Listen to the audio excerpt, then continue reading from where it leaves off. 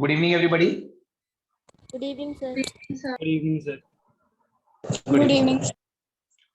So जहां तक मुझे याद आ रहा है मैंने आपको लास्ट क्लास में फिनॉल्स की प्रिपरेशंस कंप्लीट करवा दी थी और शायद हमने फिजिकल प्रॉपर्टीज भी कर ली थी। Yes, sir. फिजिकल प्रॉपर्टीज में हमने boiling melting points and solubility दोनों डिस्कस कर लिए थे, है ना? Yes, sir. Chemical properties start करी थी क्या? No, sir. चलिए हेडिंग लिखवाई थी। देखिए आज हेडिंग लिखवाई थी, ठीक है। तो फिर मैंने कुछ ओरली भी बताया होगा, मैं आपसे पूछूंगा अभी। पहले मैं आपको एक बार रिकॉल करवा दूं कि हमने लास्ट क्लास में फिनॉल की लैब और इंडस्ट्रियल प्रिपरेशंस कंप्लीट कर ली थी। मैं आपको एक बार इंडस्ट्रियल प्रिपरेशन ऑनवर्ड्स रिकॉल करवा देता हूं। फिनॉल की हमने दो इंडस्ट्रियल प्रिपरेशन डिस्कस करी थी and both of those preparations were the name reactions, Dawes process and क्यूमीन्स process. In Dawes process, we saw कि when we treat chlorobenzene with concentrated NaOH at very high temperature and pressure, then initially we get sodium phenoxide, and when the sodium phenoxide is hydrolyzed by water, तो हमें alcohol मिल जाता है, phenol मिल जाता है। मैंने आपको ये भी बताया था कि you can carry out this reaction in two ways. Either you can first treat chlorobenzene with concentrated NaOH followed by hydrolysis, or you can directly take aqueous NaOH. Aqueous NaOH भी ले सकते हो, तो भी आप हाई टेम्परेचर प्रेशर पे सीधे OH negative will attack over that ring and Cl substitute हो जाएगा। दूसरा प्रोसेस हमने क्यूमीन्स प्रोसेस डिस्कस करा था। क्यूमीन्स प्रोसेस में प्रोपीन के ऊपर बेंजीन का एडिशन करा जाता है in presence of H3PO4 as a catalyst, so we initially get isopropyl benzene. That isopropyl benzene is commonly called cumene, and that cumene is a very sensitive material towards oxidation. आप cumene को जब आप air में रखेंगे तो that would get oxidized to form cumene hydroperoxide, और finally हम उस क्यूमीन हाइड्रोपेरोक्साइड को जब वाटर से हाइड्रोलाइज करते थे तो फिनॉल अलोंग विद एसीटोन मिलता था। मैंने आपको इस रिएक्शन की इंपॉर्टेंस ये बताई थी कि ये रिएक्शन सिर्फ फिनॉल की इंडस्ट्रियल प्रिपरेशन नहीं है, but it can also be treated as an industrial preparation of acetone because we get acetone as well as phenol in equal amounts. तो ये दोनों की इंडस्ट्रियल प्रिपरेशन कंसीडर करी जाती है। उसके बाद हमने फिजिकल प्रॉपर्टीज में डिस्कस करा था कि फिनॉल फिनॉल फिनॉल फिनॉल के वेरियस मॉलिक्यूल्स आपस में इंटरमॉलिक्यूलर हाइड्रोजन बॉन्ड्स के थ्रू एसोसिएट होते हैं, but during this association in order to avoid the hindrance, the rings are anti-parallelly aligned.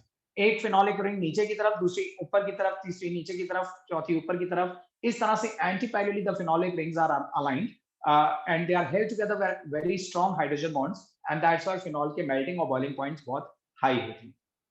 Solubility में हम ये डिस्कस करा था कि phenols can definitely form hydrogen bonds with water and they are expected to be soluble in water, but actually they are found to be very sparingly soluble in water, very less soluble in water since the bulkier non-polar aryl group। देखिए ring के ऊपर जो OH bond लगा है वो OH bond polar है और वो वाटर में डिसॉल्व करने की कोशिश भी कर रहा है, लेकिन जो नीचे रिंग है the carbon atoms of that ring are still non-polar in nature, उनमें कोई polarity नहीं है, वो वाटर को के अंदर insoluble बनाते हैं कंपाउंड को, और क्योंकि जो रिंग है वो bulkier in size है, non-polar part bulkier है, इसलिए उसका इफेक्ट पोलर के ऊपर डोमिनेट करता है, and that's why the compound still remain almost insoluble in water।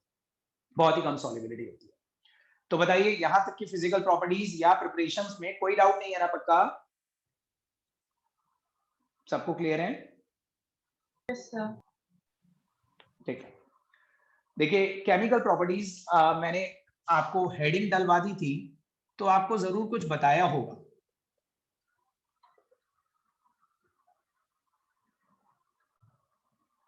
आपको मैंने ये बताया था कि अल्कोहल में दो कैटेगरीज ऑफ केमिकल रिएक्शन हमने देखे। अल्कोहल ने एक तो वो कैटेगरी एग्जिबिट करी थी जिनमें OH बॉन्ड क्लीव होता था and they acted as a nucleophile, और दूसरी हमने वो कैटेगरी देखी थी जिसमें OR बॉन्ड क्लीव होता था और they acted as an electrophile. क्या यही दोनों कैटेगरी फिनॉल में एग्जिबिट होती हैं? No sir. इसमें से एक कैटेगरी नहीं होती, एक होती है। देखिए just like alcohol even the phenol can undergo the OH bond cleavage. ऐसे रिएक्शंस तो आपको देखने को मिलेंगे जिनमें OH बॉन्ड क्लीवेज होगा, लेकिन ऐसी कोई कैटेगरी आपको देखने को नहीं मिलेगी जिसमें O और रिंग के बीच का बॉन्ड क्लीव होगा। The phenyl oxygen bond never undergo the cleavage. Rahul, can you tell me why this phenyl oxygen bond does not undergo the cleavage? Rahul, So because of partial double bond with O.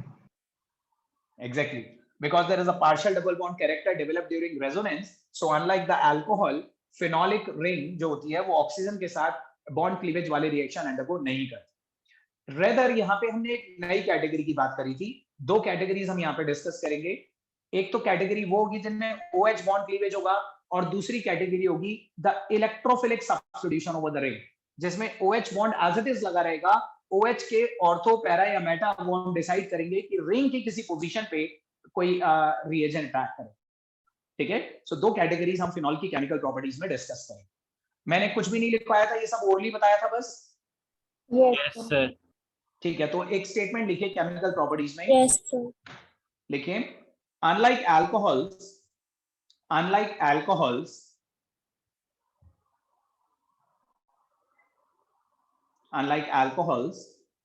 phenol never undergo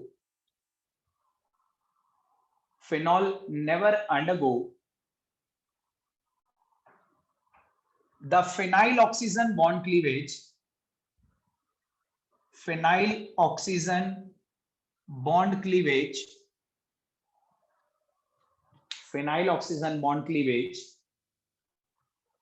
due to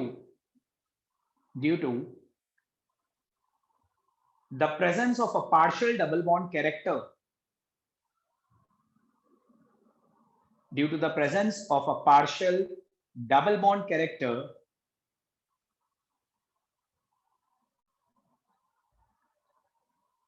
in the phenyl oxygen bond.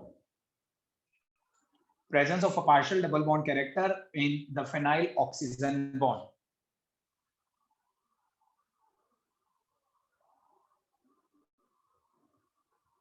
लिखा? Yes, sir. The only two categories of chemical reactions, the only two categories of chemical reactions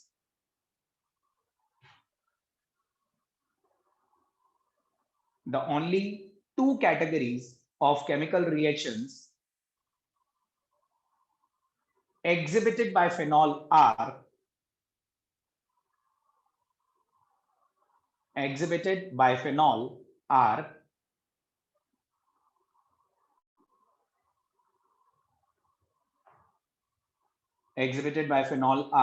अब इसके आगे first category लिखिए, the reactions involving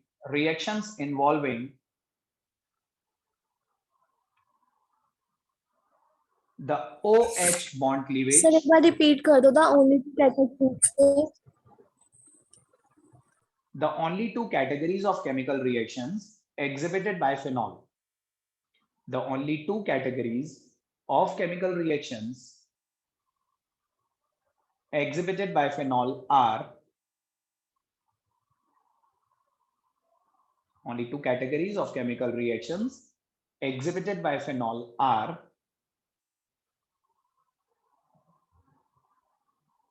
R के आगे पहली category लिखिए, reactions involving the cleavage of OH bond, reactions involving the OH bond cleavage, reactions involving the OH bond cleavage, और दूसरी कैटेगरी लिखिए reactions over the ring. पहली category एक बार फिर से सुनिए, reactions involving the OH bond cleavage, और दूसरी लिखिए reactions over the ring.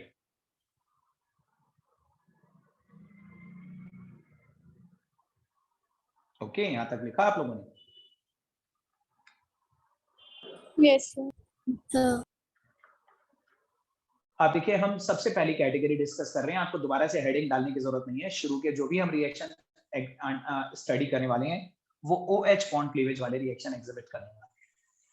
इस कैटेगरी में सबसे पहला रिएक्शन जो मैं आपको करवा रहा हूं ना, that is a confirm topic जो आपको एग्जाम में आएगा, वो हर साल पूछा जाता है। The very first property that we are going to study about phenol is acidic nature of phenol. पहली केमिकल प्रॉपर्टी की हेडिंग डालिए, acidic nature of phenol. acidic nature of phenol.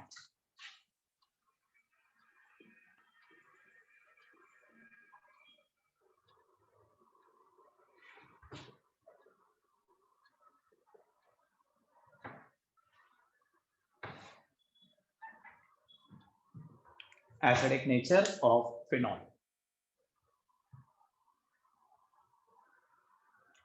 देखो अब ध्यान से सुनिएगा, अभी तो हम फिनॉल पढ़ रहे हैं, बट इससे पहले हम लोगों ने अल्कोहल्स पढ़ा था। And if you remember, alcohol की सबसे पहली केमिकल प्रॉपर्टी हमने क्या पढ़ी थी? The first property of alcohol जो हमने स्टडी करी थी, that was the weakly acidic nature of alcohol. याद है आपको? हमने हेडिंग डाली थी weakly acidic nature. Yes sir.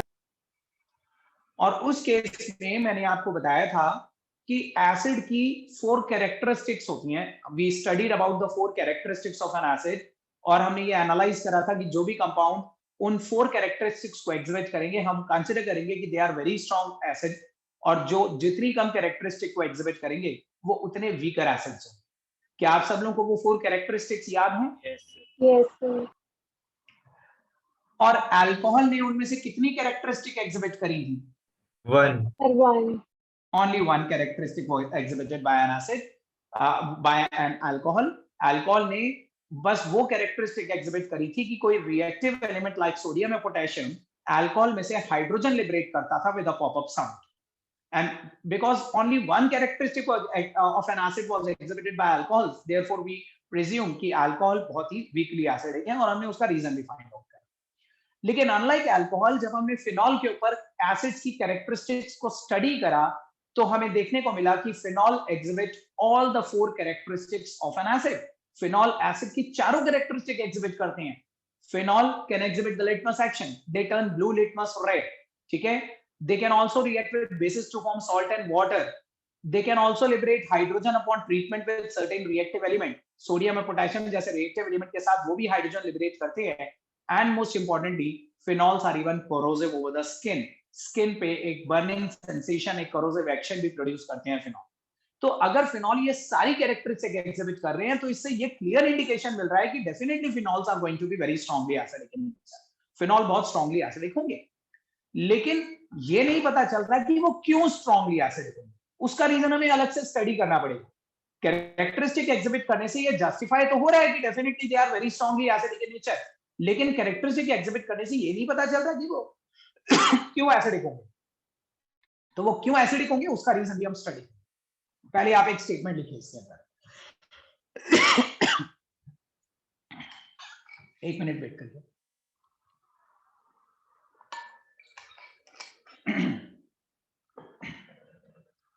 So एक स्टेटमेंट लिखिए इसके अंदर. Phenols are found to be strongly acidic in nature. Phenols are found to be strongly acidic in nature. Phenols are found to be strongly acidic in nature.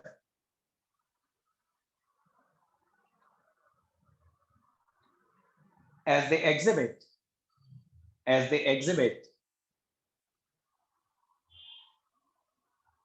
all the characteristics of an acid. As they exhibit all the characteristics of an acid. As they exhibit all the characteristics of an acid. That is, they turn blue litmus red. They turn blue litmus red.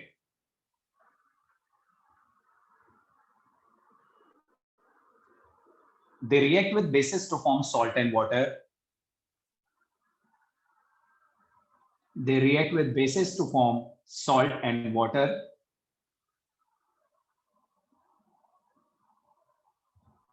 React with bases to form salt and water.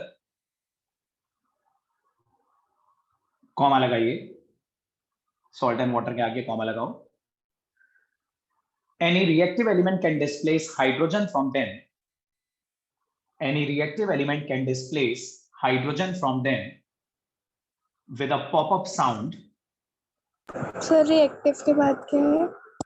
Any reactive element can displace, any reactive element can displace hydrogen from them, can displace hydrogen from them with a pop-up sound, with a pop-up sound, and they are even corrosive over the skin. They are even corrosive over the skin.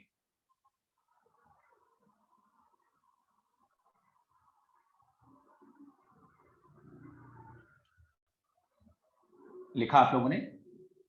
Yes, sir. Yes. अब मेरी बात ध्यान से सुनिएगा। देखिए, मैंने अभी आपको बताया कि एसिडिक नेचर ऑफ फिनॉल से रिलेटेड क्वेश्चन जरूर आएगा, कंफर्म आता है एग्जाम में। और मैं आपको ये भी बता देता हूं कि क्वेश्चन क्या पूछा जाता है। दो तरह के क्वेश्चंस बहुत पूछे जाते हैं फिनॉल के एसिडिक नेचर से रिलेटेड। एक तो ये पूछा जाता है कि give two reactions to show the acidic nature of phenol. Give two reactions to show the acidic nature of phenol.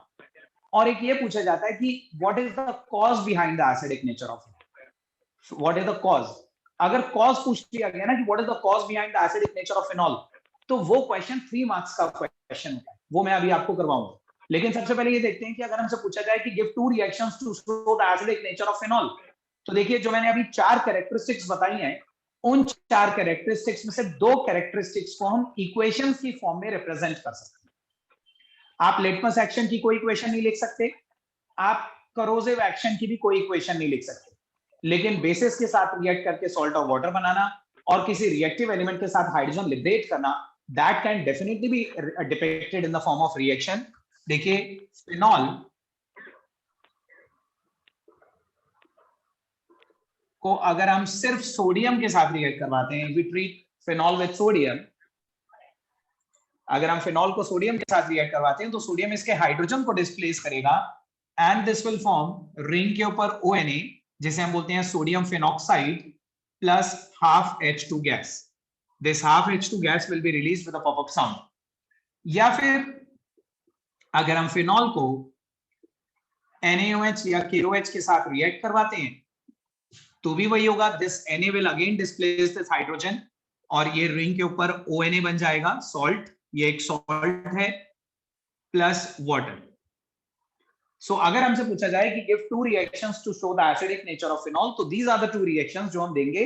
इससे दिख तो रहा है कि फिनॉल एसिडिक है, लेकिन ये पता नहीं चल रहा कि क्यों एसिडिक है। तो क्यों एसिडिक है उसका रीजन हम अलग से बताएंगे, but at least this depicts clearly कि फिनॉल एसिडिक है।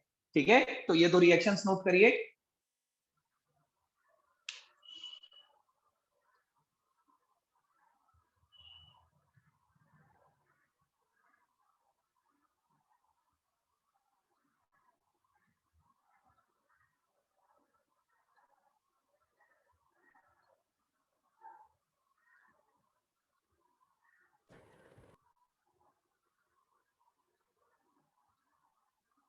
सर, हाँ गर्व, इन रिएक्शन पे क्वेश्चन क्या बनता था? Give 2 reactions to show the acidic nature of phenol. Give 2 reactions to show the acidic nature of phenol, ये क्वेश्चन आएगा। तो आपको ये 2 रिएक्शंस देने होंगे, 2 reactions to show the acidic nature of phenol। आपने नोट कर लिया इसे? Yes, sir. इसी के नीचे हेडिंग डालिए कॉज ऑफ एसिडिक नेचर। ये बहुत इंपॉर्टेंट है, 3 मार्क क्वेश्चन है। Cause of acidic nature, cause of acidic nature.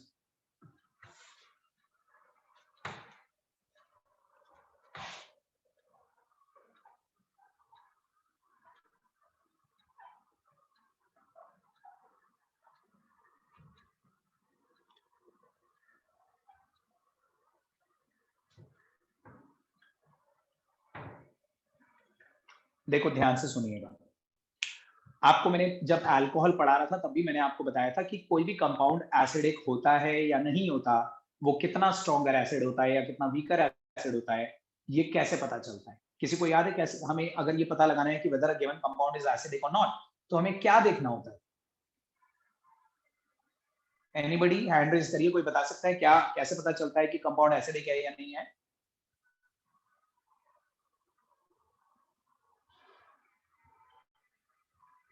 Yes Harshit. Sir उनका कॉन्जुगेट बेस देखना होता है।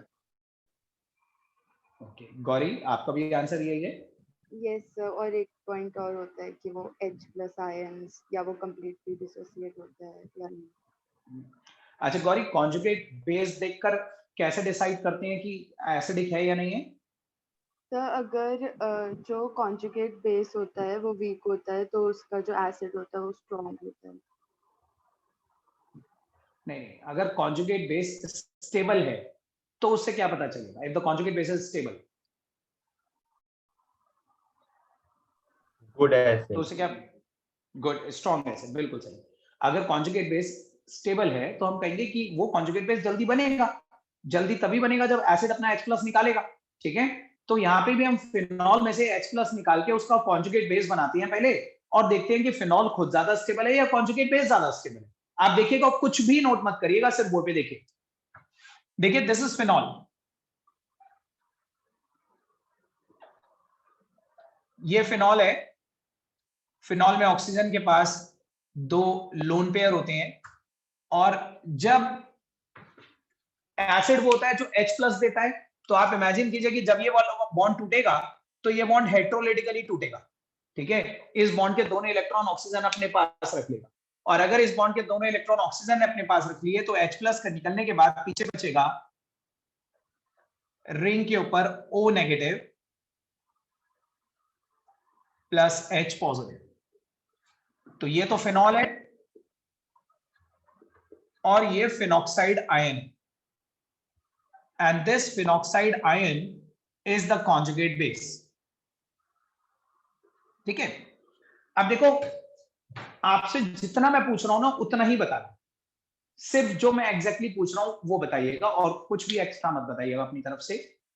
आपको देखकर क्या लग रहा है?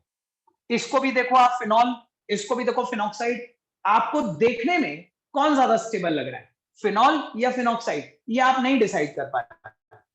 Sir phenol. Sir phenol. Phenol. बाकी सब भी बताइए, सबको फिनॉल लग रहा है? Phenol. Yes sir. Exactly. Yes sir. देखने में तो बिल्कुल यही लग रहा है कि फिनॉल ज्यादा स्टेबल है। क्यों? विशेष रीजन बताइए। सर क्योंकि जो रिंग होती है वो भी नेगेटिव होती है, और सर जो उसके ऊपर चार्ज आया तो वो भी नेगेटिव, तो रिपल्शन होगी, और उसमें फिनॉल में ऐसा कुछ हो नहीं रहा है। आपने बड़ा घुमा फिरा के रीजन बताया, मेरे को रीजन बहुत ज्यादा अपीलिंग नहीं लगा। कोई और बताएगा कि रीजन की फिनॉल ज्यादा स्टेबल क्यों लग रहा है? सर क्योंकि वो न्यूट्रल है और फिनॉक्साइड चार्ज्ड है। देखिए बिल्कुल सही बताया आपने। इन वेरी सिंपल टर्म्स हमें पता है कि the neutral species are more stable. In fact stability की 2 कंडीशंस होती हैं। देखिए, एक तो हर वो चीज ज्यादा स्टेबल होती है जिसमें कम चार्ज होता है, या जितना कम चार्ज होती है ज्यादा स्टेबिलिटी, और दूसरा हर वो चीज स्टेबल होती है जिसमें हर एलिमेंट का ऑक्टेट पूरा होता है, ठीक है? हर एलिमेंट अपनी वैलेंसी, अपना ऑक्टेट पूरा कर रहा होता है। तो यहाँ पे आप देखिए, एक तो किसी एलिमेंट में कोई चार्ज भी नहीं है और ऑक्सीजन अपनी वैलेंसी भी पूरी कर रहा है। ऑक्सीजन की वैलेंसी 2 होती है, सबका ऑक्टेट पूरा है, ठीक है? यहाँ पे ऑक्सीजन पे एक तो चार्ज भी आ गया, ऊपर से उसकी वैलेंसी भी इनकम्प्लीट है, उसे 2 बॉन्ड बनाने चाहिए, 1 बॉन्ड बना रहा है। So definitely this seems to be unstable. देखने में तो ये स्टेबल लग रहा है, ये अनस्टेबल लग रहा है, लेकिन जो आपको देखने में लग रहा है ना वो एक्चुअली वैसा है नहीं। आप ध्यान से सुनना, ये बहुत इंपॉर्टेंट चीज है, और स्टूडेंट्स इसी से कंफ्यूज होते हैं, ठीक है? देखने में नो डाउट ये ज्यादा स्टेबल लग रहा है क्योंकि इस पे कोई चार्ज भी नहीं है और इस पे हर एलिमेंट का ऑक्टेट भी पूरा है, लेकिन प्रैक्टिकली मैं अभी आपके सामने जस्टिफाई करूंगा और आप इस चीज को एडमिट भी करोगे कि ये ज्यादा स्टेबल है, ये स्टेबल नहीं। देखो सब लोग बहुत ध्यान से सुनिएगा, मैं आपको बता दूं कि ये जो आपको दिख रहा है ना, आप इसी को फिनॉल समझ रहे हो ना, बट ये आपको, this is not the complete structure of phenol, this is not the entire structure of phenol. In fact this is just one of the canonical form of phenol. ये फिनॉल की एक कैनोनिकल फॉर्म दिखाई जा रही है आपको। इसी तरह से ये जो आपको दिख रहा है, ये भी फिनॉक्साइड का पूरा स्ट्रक्चर नहीं दिख रहा, this is just one of the canonical form of phenoxide. आपने क्लास 11 में पढ़ा था resonance. Resonance is the existence of a molecule in more than one structural forms. कई बार एक ही मॉलिक्यूल बहुत सारे स्ट्रक्चरल पैटर्न्स में एग्जिस्ट करते हैं। और आपने पढ़ा था कि जो एक्चुअल फॉर्म होती है ना किसी भी मॉलिक्यूल की, वो उन वेरियस कैनोनिकल फॉर्म्स का जो हाइब्रिड बनता है वो हाइब्रिड एक्चुअल फॉर्म होती है। ऐसा कुछ पढ़ा था कि नहीं पढ़ा? Yes. Yes, Yes, sir. sir. ठीक है, एक मान लीजिए एक मॉलिक्यूल 5 रेजोनेटिंग स्ट्रक्चर्स एग्जिस्ट कर रहा है। रेजोनेटिंग स्ट्रक्चर्स को ही कैनोनिकल फॉर्म कहा जाता है। तो अगर एक मॉलिक्यूल 5 रेजोनेटिंग स्ट्रक्चर्स एग्जिबिट कर रहा है तो उस मॉलिक्यूल का जो एग्जैक्ट जो ओवरऑल स्ट्रक्चर होगा ना, वो उन 5 कैनोनिकल फॉर्म का जो हाइब्रिड होगा, उन 5 कैनोनिकल फॉर्म को मिला के जो नेट स्ट्रक्चर बनेगा वो एक्चुअल स्ट्रक्चर ऑफ फिनॉल माना जाएगा। ठीक है, या वो actual structure of that particular molecule माना जाएगा। तो मैं भी आपको ये दिखा दूं कि ये फिनॉल, जैसे आप एक्चुअल स्ट्रक्चर ऑफ फिनॉल समझ रहे हो, ये फिनॉल का एंटायर स्ट्रक्चर नहीं है, ये फिनॉल की जस्ट एक कैनोनिकल फॉर्म है और वो फिनॉक्साइड की जस्ट एक कैनोनिकल फॉर्म है। लेकिन आपको एक कैनोनिकल फॉर्म से डिसाइड नहीं करना होता, आपको सारी कैनोनिकल फॉर्म्स का नेट हाइब्रिड देखना होता है। आपको इसके हाइब्रिड से उसका हाइब्रिड कंपेयर करना होगा, फिर डिसाइड होगा कि फिनॉल ज्यादा स्टेबल था कि फिनॉक्साइड ज्यादा स्टेबल था। तो पहले ये फाइंड आउट करते हैं कि फिनॉल की बाकी की कैनोनिकल फॉर्म्स क्या होंगी, फिनॉक्साइड की भी बाकी की कैनोनिकल फॉर्म्स क्या होंगी, फिर हम वेरियस कैनोनिकल फॉर्म्स से नेट हाइब्रिड इमेजिन करेंगे और हाइब्रिड को हाइब्रिड से कंपेयर करेंगे। समझ रहे हो ना मेरी बात? कंफ्यूज तो नहीं हो रहे? बोलो। Yes, sir. आ रहा है समझ. बाकी सबको भी? चर्चित, दर्शिता, दिशा? ये सर आ रहा है। Yes, sir. Yes, sir. देखिए सबसे पहले फिनॉल में रेजोनेंस देखते हैं। रेजोनेंस इन फिनॉल, देखो ये फिनॉल का पहला स्ट्रक्चर है जो आपको ऊपर बनाया गया। ये वाला स्ट्रक्चर मैंने ये डबल बॉन्ड में यहां दिखा देता हूं। ये स्ट्रक्चर मैंने ऊपर बना रखा है, this is the same structure but this is one of the canonical form. आप ये याद रखिएगा, रिंग के ऊपर जो एलिमेंट लगा होता है, अगर उस एलिमेंट के पास लोन पेयर होते हैं तो वो element plus are effect exhibit करता है। प्लस आर का मतलब है ऊपर के लोन पेयर इस तरह से नीचे आएंगे। तो जस्ट इमेजिन कीजिए अगर ये इलेक्ट्रॉन पेयर यहां आता है तो यहां डबल बॉन्ड बनेगा, और अगर यहां डबल बॉन्ड बना तो इस कार्बन नंबर 1 की वैलेंसी ज्यादा हो जाएगी, इसलिए कार्बन नंबर 1 इस वाले पाई बॉन्ड को ब्रेक करके इसके इलेक्ट्रॉन कार्बन नंबर 2 पे शिफ्ट कर दे। तो इन दोनों एरोस की वजह से जो मूवमेंट आएगी, जो चेंजेस आएंगे, वो आपको ऐसे नजर आएंगे। देखो ये वाले दोनों बॉन्ड्स तो एज इट इज हैं, ये वाला बॉन्ड टूट चुका है, उसके इलेक्ट्रॉन यहां पे आ गए हैं, और यहां डबल बॉन्ड OH और ऑक्सीजन पे एक pair with a positive charge. Positive charge क्यों आया समझ में आया? क्योंकि 2 पेयर थे लेकिन एक पेयर नीचे चला गया, तो एक पेयर कम होने की वजह से ऑक्सीजन पे पॉजिटिव आ गया। इस स्ट्रक्चर से ये वाला स्ट्रक्चर सबको समझ में आ गया? Yes, sir. Yes, sir. अब नेक्स्ट स्ट्रक्चर में क्या होगा कि ये जो ऑर्थो पोजीशन पे नेगेटिव चार्ज बैठा है ये यहां जाएगा सेकंड और थर्ड के बीच में डबल बॉन्ड बनाने। लेकिन अगर सेकंड और थर्ड के बीच में डबल बॉन्ड बनेगा तो थर्ड वाले कार्बन की वैलेंसी ज्यादा हो जाएगी, तो थर्ड वाला कार्बन इस वाले पाई बॉन्ड को तोड़ के इसके इलेक्ट्रॉन पैरा पोजीशन पे शिफ्ट कर देगा। तो आप देखिए अगला स्ट्रक्चर ये बन जाएगा, ये बॉन्ड एज इट इज है, ये वाला इलेक्ट्रॉन यहां पे आके यहां डबल बॉन्ड बना चुका है, और ये वाला बॉन्ड टूट चुका है और इसके इलेक्ट्रॉन पैरा पोजीशन पे शिफ्ट हो गए। ऊपर डबल बॉन्ड OH और ऑक्सीजन पे positive charge with a lone pair. ये स्ट्रक्चर भी सबको समझ में आया? बिल्कुल फ्रैंकली मुझे बता दीजिएगा अगर किसी को नहीं समझ में आ रहा है तो। बताओ सबको यहां तक क्लियर है? Yes, sir. अब इस पैरा पोजीशन से ये नेगेटिव चार्ज यहां जाएगा, और जब यहां नेगेटिव चार्ज आएगा तो यहां डबल बॉन्ड बनेगा, यहां डबल बॉन्ड बनेगा तो इस कार्बन की वैलेंसी ज्यादा हो जाएगी, इसलिए कार्बन इस वाले पाई बॉन्ड को तोड़ के इसके इलेक्ट्रॉन इस वाली ऑर्थो पोजीशन पे भेज देगा। तो अगला स्ट्रक्चर ये बनना चाहिए। देखिए यहां पे डबल बॉन्ड बन गया, यहां पे पहले बन गया था, और ये वाला डबल बॉन्ड टूट के इसके इलेक्ट्रॉन इस वाली ऑर्थो पोजीशन पे आ जाएंगे। ऊपर double bond OH with 1 pair and positive charge. ये भी क्लियर है? Yes, sir. एंड फाइनली क्या होगा कि ये देखिए ये कार्बन नंबर 6 पे जो इलेक्ट्रॉन बैठे हैं ना नेगेटिव चार्ज, ये कार्बन नंबर 6 इस नेगेटिव चार्ज को यहां भेजेगा, यहां पे डबल बॉन्ड बनाएगा, और अगर यहां डबल बॉन्ड बनेगा तो कार्बन नंबर 1 की वैलेंसी फिर ज्यादा हो जाएगी, तो कार्बन नंबर 1 इस बॉन्ड के इलेक्ट्रॉन्स वापस ऊपर भेज देगा। यहां से डबल बॉन्ड जो है डबल बॉन्ड टूट जाएगा, और इस बॉन्ड के दोनों इलेक्ट्रॉन ऑक्सीजन पे चले जाएंगे तो ऑक्सीजन को उसका पेयर वापस मिल जाएगा और पॉजिटिव चार्ज खत्म हो जाएगा। तो अगला स्ट्रक्चर आप देखेंगे ये बन जाएगा, पॉजिटिव चार्ज खत्म हो गया और यहाँ पे यह है। तो पहले तो बताइए क्या ये पांचों कैनोनिकल फॉर्म आपको अच्छी तरह समझ में आ गई? Yes. Yes sir. Yes, sir. एक बार रिपीट कर दो हाँ जी मोनिका, क्या रिपीट करना है? सर, लास्ट वाला देखो कैसे करते एक बार फिर से देखो, लास्ट वाला फिर से देखो। आपको ये दिख रहा है मोनिका कि यहाँ पे नेगेटिव चार्ज है ऑर्थो पोजीशन पे। Yes sir. तो ये कार्बन क्या करेगा, ये 6th कार्बन है, ये 6th कार्बन क्या करेगा, इस नेगेटिव चार्ज को यहाँ से यहाँ भेजेगा 1 और 6 के बीच में डबल बॉन्ड बनाने के लिए। और अगर ये वाला इलेक्ट्रॉन पेयर यहाँ आ जाएगा डबल बॉन्ड बनाने, तो इस कार्बन नंबर 1 की वैलेंसी ज्यादा हो जाएगी। तो कार्बन नंबर 1 ऊपर जो डबल बॉन्ड बना रहा है उसमें से एक बॉन्ड तोड़ देगा और उसके इलेक्ट्रॉन वापस O को दे देगा। अब इस बॉन्ड के 2 इलेक्ट्रॉन वापस O को मिलेंगे तो ऑक्सीजन का पॉजिटिव चार्ज खत्म हो जाएगा।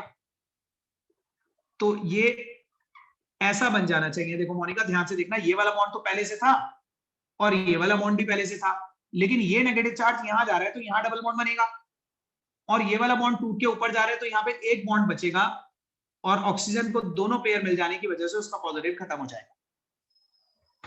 एवरीबॉडी प्लीज टेल मी कि क्या आपको ये पांचों कैनोनिकल फॉर्म समझ में आ गई?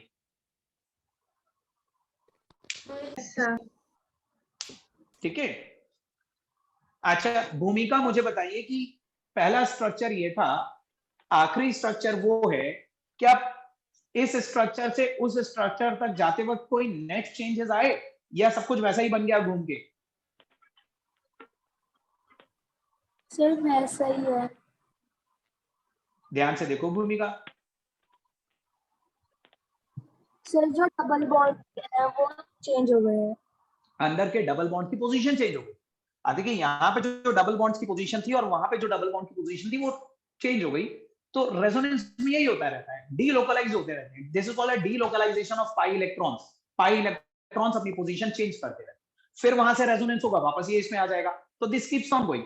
लेकिन आपको मैंने जो बोर्ड पे दिखाया था वो मैंने बस ये दिखाया था, पांचों का हाइब्रिड नहीं दिखाया था। मैंने इन पांचों में से एक पर्टिकुलर कैनोनिकल फॉर्म दिखाई थी और आपने उसी को देख के डिसाइड कर लिया कि ये स्टेबल है। उसको देख के मत डिसाइड करिए, you need to combine all these forms. इन पांचों फॉर्म्स का एक नेट हाइब्रिड आपको इमेजिन करना पड़ेगा। अब देखिए इन पांचों फॉर्म्स में से बीच की 3 फॉर्म्स को आप ध्यान से देखिए। इनमें ऑक्सीजन जैसे इलेक्ट्रोनेगेटिव एलिमेंट पे पॉजिटिव चार्ज, ऑक्सीजन जैसे इलेक्ट्रोनेगेटिव एलिमेंट पे पॉजिटिव चार्ज हाईली अनस्टेबल होता है। ठीक है, नेगेटिव चार्ज फिर भी रिलेटिवली स्टेबल हो सकता था, लेकिन पॉजिटिव चार्ज तो हाईली डिस्टेबलाइजिंग होता है इलेक्ट्रोनेगेटिव एलिमेंट पे। 5 कैनोनिकल फॉर्म्स में से 3 कैनोनिकल फॉर्म में पॉजिटिव चार्ज आ गया, इसका मतलब मेजॉरिटी पे पॉजिटिव आ गया। ठीक है, तो ये याद रखिएगा, इन पांचों का जो हाइब्रिड होगा, इन पांचों को मिला जोला के जो एक स्ट्रक्चर बनेगा ना फिनॉल का, उस स्ट्रक्चर में ऑक्सीजन पे एक पॉजिटिव कैरेक्टर प्रेजेंट होगा, क्योंकि मेजॉरिटी ऑफ स्ट्रक्चर में पॉजिटिव कैरेक्टर था। बताइए आप मानती हैं इस चीज को? Yes, sir. Yes sir. Yes, sir. इन पांचों का हाइब्रिड अपनी माइंड में इमेजिन करो, वो हम ड्रॉ नहीं करेंगे।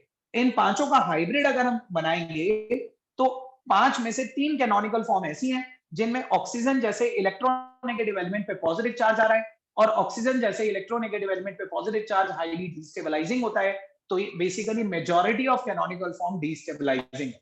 तो जब हम इन पांचों का एक हाइब्रिड बनाएंगे तो उस हाइब्रिड में एक डिस्टेबलाइजिंग इफेक्ट आएगा। उसमें ऑक्सीजन पे पॉजिटिव चार्ज आपको बेशक नजर नहीं आएगा, but you have to feel कि 5 में से अगर 3 पे पॉजिटिव चार्ज था तो यहाँ पे एक पॉजिटिव कैरेक्टर तो होगा, और ऑक्सीजन जैसे इलेक्ट्रोनेगेटिव एलिमेंट पे पॉजिटिव कैरेक्टर अनस्टेबल होता है। देखिए इससे तो बेटर है कि ये रेजोनेंस शो ही ना करता, तो कम से कम स्टेबल तो बना रहता। अगर फिनॉल रेजोनेंस नहीं शो करता तो किसी भी एलिमेंट पे कोई चार्ज ही नहीं आता, सबका ऑक्टेट भी पूरा रहता। लेकिन इसने रेजोनेंस शो करके अपने ऊपर चार्ज सेपरेशन डेवलप कर लिया, ऑक्सीजन जैसे इलेक्ट्रोनेगेटिव एलिमेंट पे पॉजिटिव चार्ज डेवलप कर लिया और कार्बन पे नेगेटिव चार्ज डेवलप कर लिया। तो चार्ज सेपरेशन डेवलप होने की वजह से ये मॉलिक्यूल, इसका रेजोनेंस इसे डिस्टेबलाइज कर रहा है, इसे स्टेबलाइज नहीं कर रहा। ठीक है, अब हम फिनॉक्साइड भी देख लेते हैं पहले, फिर आपको और बेटर क्लियर हो जाएगा। रेजोनेंस इन फिनॉक्साइड, बिल्कुल सेम ऐसा ही पैटर्न चलेगा फेनॉक्साइड में। देखिए फेनॉक्साइड का पहला स्ट्रक्चर वो बना हुआ है, इसमें ऑक्सीजन के पास 3 पेयर हैं विद अ नेगेटिव चार्ज। पहले स्टेप में वही प्लस आर इफेक्ट होता है, तो ये इलेक्ट्रॉन पेयर यहाँ पे आएगा। 1 मिनट वेट करेंगे आप प्लीज मेरा, 1 मिनट।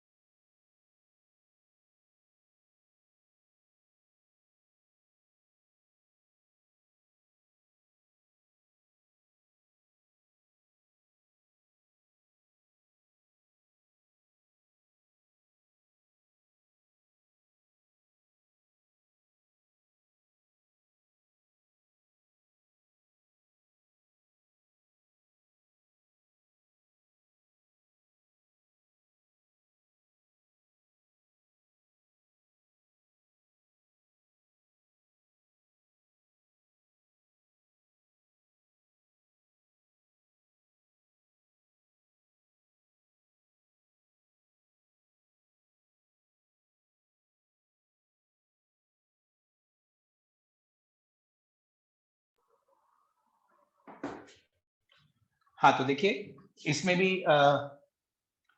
रेजोनेंस में जहां पे भी लोन पेयर होते हैं ना, वहां पे प्लस आर इफेक्ट ही होता है। सो सब सारी मूवमेंट बिल्कुल वैसे ही होगी।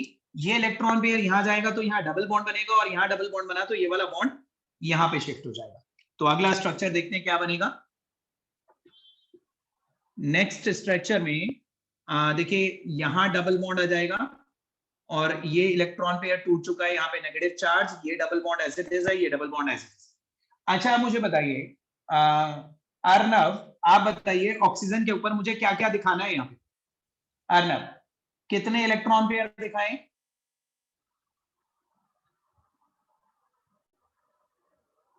Arnav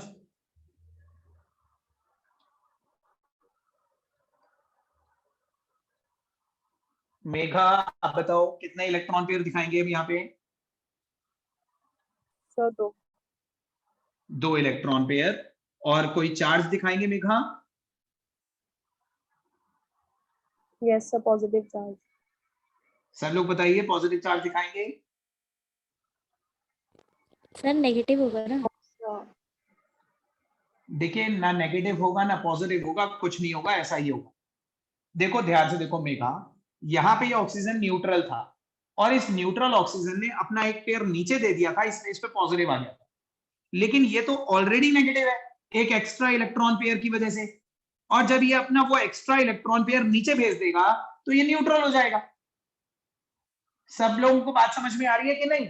yes sir. Yes, sir. Yes. Yes sir. ये ऑलरेडी नेगेटिव है ना, उस नेगेटिव को इसने नीचे भेज दिया, तो नेगेटिव को नीचे भेज दिया तो न्यूट्रल हो जाएगा, पॉजिटिव थोड़ी ना होगा। हाँ अगर एक इलेक्ट्रॉन पेयर और दे दे तो पॉजिटिव हो जाएगा, ठीक है। लेकिन उसने एक इलेक्ट्रॉन पेयर यहाँ पे डबल बॉन्ड बनाने के लिए भेज दिया, और अपने पास एक इलेक्ट्रॉन पेयर कम होते ही इसके ऊपर पॉजिटिव चार्ज, नेगेटिव चार्ज खत्म हो गया। तो ऑक्सीजन पे आप देख रहे हैं कोई चार्ज नहीं आएगा।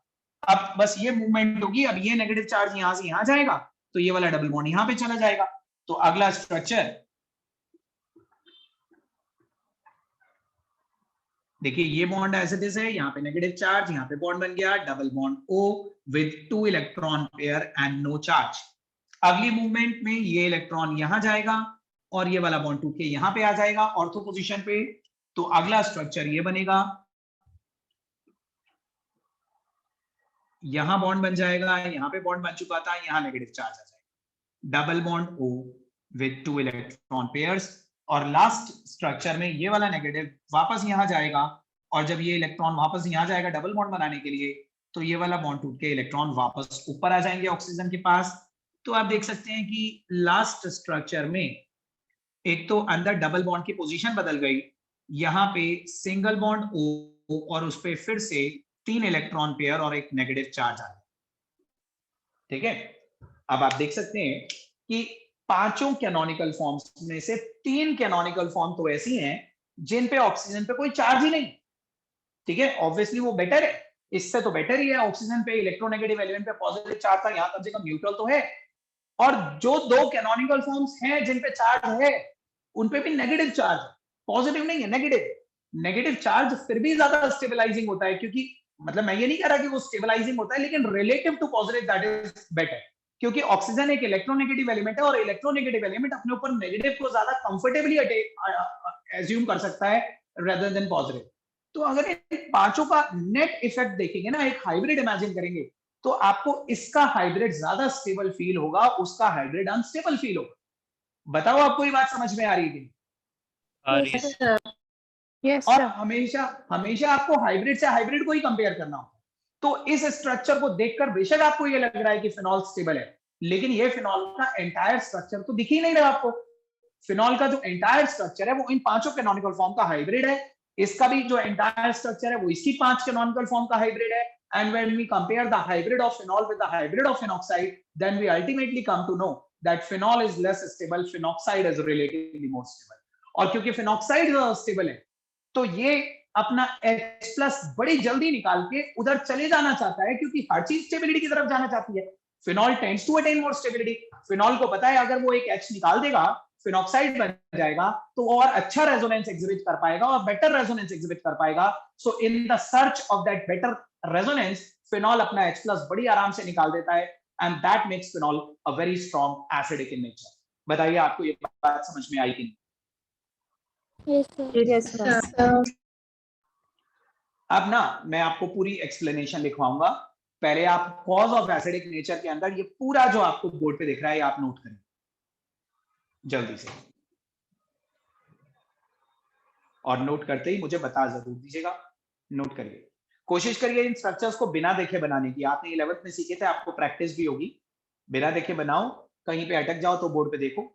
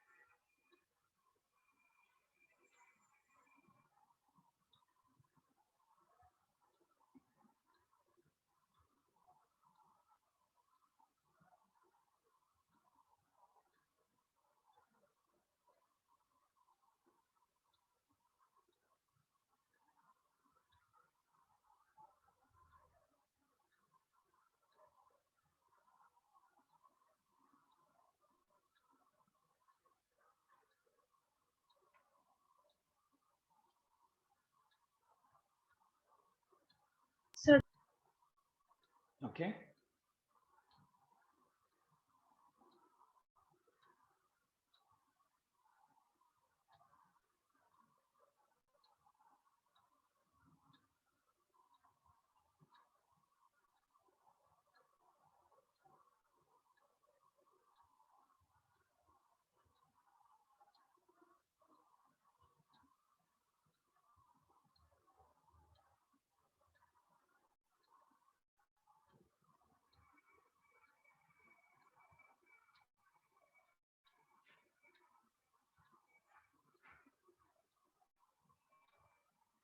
Phenol. ओके, सो क्या सब लोगों ने नोट कर लिया?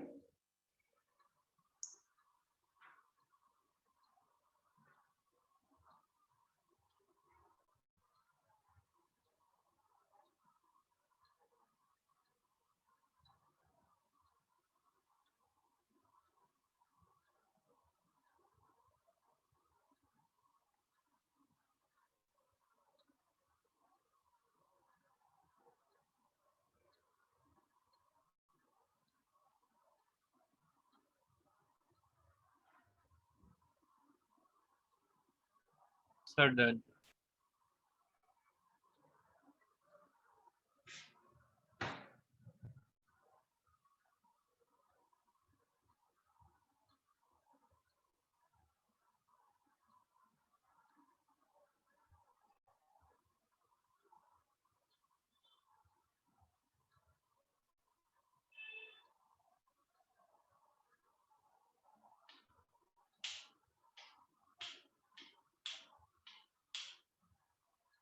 अंशिका, अंशिमा, अर्चना, सबका नोट हो गया क्या, या अभी कर रहे हैं आप लोग? दिशा,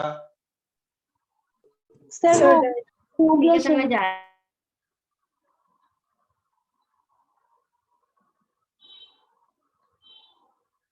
जागृति, मोनिका, रोहित, राहुल, शिखा?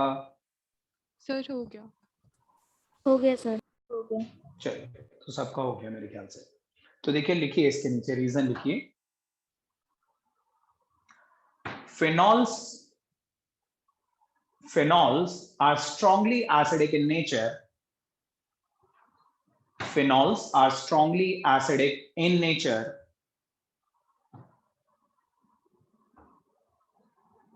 Phenols are strongly acidic in nature since their conjugate base since their conjugate base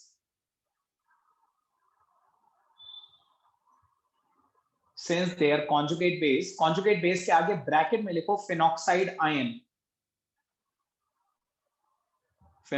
ion bracket close is more resonance stabilized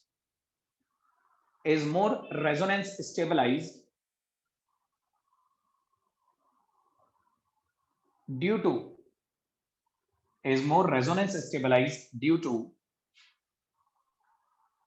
the delocalization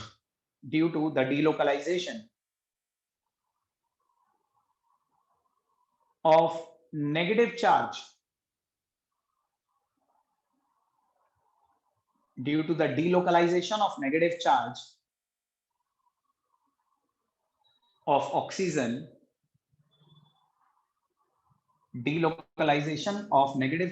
of oxygen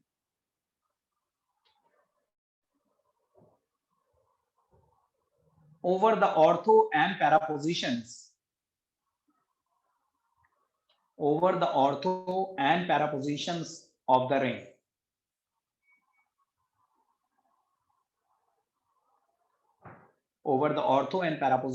of the ring.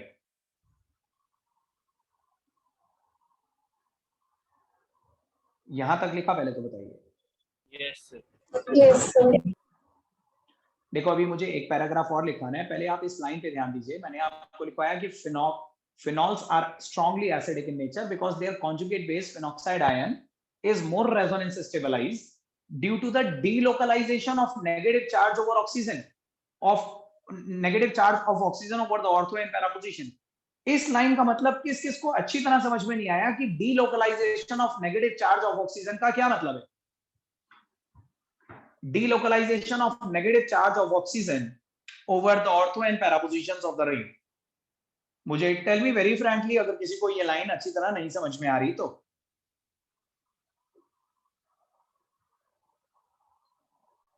सबको आ रही है? Harshit, Monica, Tia, okay. There are certain students जिन्हें नहीं समझ में आ रही. Let me cite an example. जो 4 स्टूडेंट्स जिन्होंने हैंड रेज करा है उन्हीं को मैं एग्जाम्पलीफाई करता हूं. Vrinda, Monica, Tia. Monica unmute करो.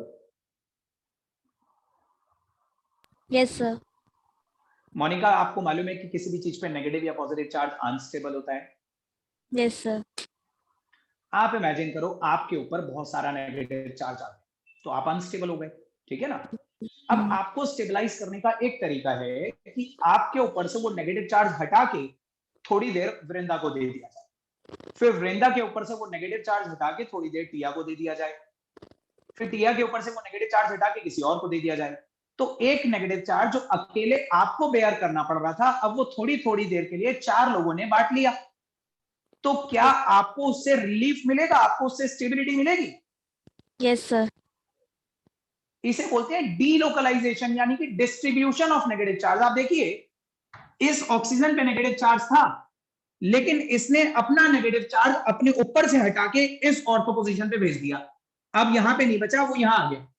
फिर इसने अपने ऊपर से हटा के पैरा पोजीशन पे भेज दिया, फिर इसने अपने ऊपर से हटा के अगली वाली ऑर्थो पे भेज दिया.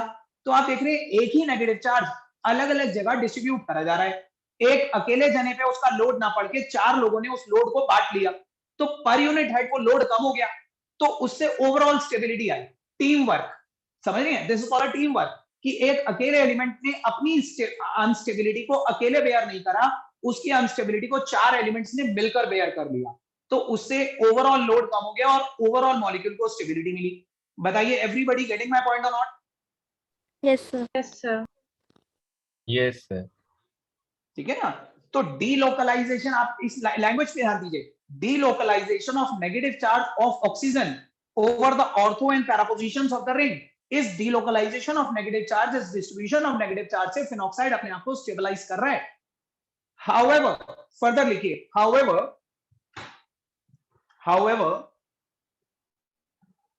phenol is less resonance stabilized. Phenol is less resonance stabilized.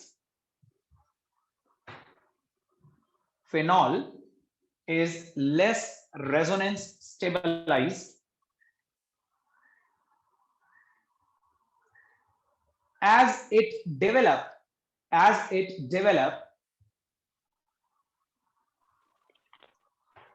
a positive charge over electronegative oxygen atom. As it develop a positive charge over electronegative oxygen atom, positive charge over electronegative oxygen atom in majority of its canonical forms. In majority of its canonical forms.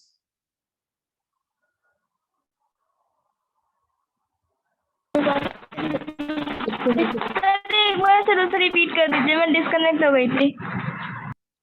शुरू से मतलब कहां से?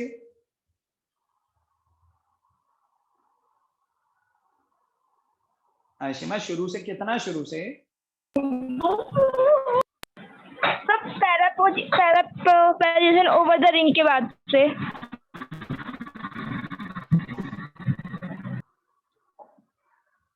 Para positions over the ring, वो कहां पे लिखवाया था मैंने? वो तो पिछले फिनॉल में लिखवाया था. ठीक है, एक बार सुन लो, मैं दोबारा से रिपीट कर रहा हूं, लेकिन मैं फास्टली रिपीट कर रहा हूं. अगर कुछ ज्यादा मिस हो जाए तो मैं रिकॉर्डिंग भेजूंगा, उसमें से नोट कर लेना. रेजोनेंस इन फिनॉल में मैंने आपको लिखवाया है कि however phenol is less resonance stabilized. Phenol is less resonance stabilized as it develop a positive charge, as it develop a positive charge over electronegative element, over electronegative oxygen atom, over electronegative oxygen atom in majority of its canonical forms. in majority of its canonical forms. क्या यहां तक सब लोगों ने लिख लिया in majority of its canonical forms? Yes, Yes, sir. sir. Yes, sir. Further लिखो next paragraph में, thus the less stable phenol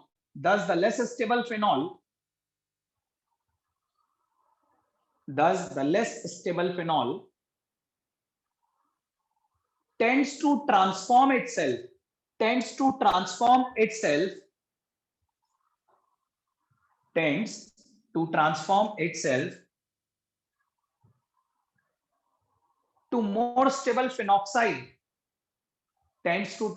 itself to more stable phenoxide by losing a proton. Tends to transform itself to more stable phenoxide by losing a proton.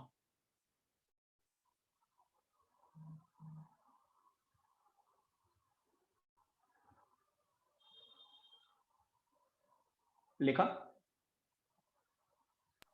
Yes, sir. आपने last line पे ध्यान दी, मैंने क्या लिखवाया? Thus the less stable phenol tends to transform itself into more stable phenoxide by losing a proton. Phenol less stable है, phenoxide ज्यादा stable है, इसलिए फिनॉल अपना H+ निकाल के फिनॉक्साइड की तरफ चले जाना चाहता है, और यही रीजन है कि वो strongly acid. Show cause of acidic nature अगर पूछा गया ना, तो ये 3 मार्क का क्वेश्चन आएगा, जिसमें 1 मार्क फिनॉक्साइड के रेजोनेटिंग स्ट्रक्चर्स का होगा, 1 मार्क फिनॉल के रेजोनेटिंग स्ट्रक्चर का होगा, और 1 मार्क इस थ्योरेटिकल एक्सप्लेनेशन का होगा। तो बताइए, ये पहली केमिकल प्रॉपर्टी आज हमने कवर करी, क्या आप लोगों को अच्छी तरह समझ में आ गई? Yes, Yes, sir. Sir. Yes, sir. सो आज आप लोग इतना कर लीजिए, नेक्स्ट क्लास में will continue further. Thank you, sir. Thank you, sir. Sir. Everybody